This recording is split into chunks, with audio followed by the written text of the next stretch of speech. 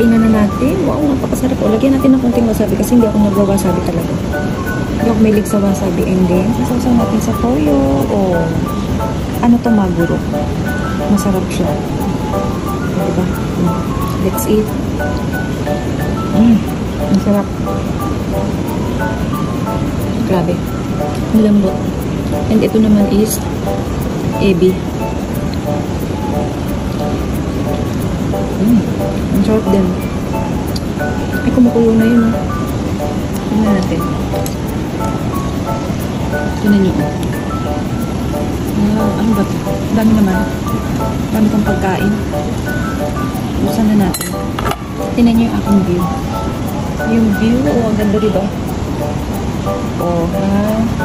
So mamaya natin ihaw yung ano.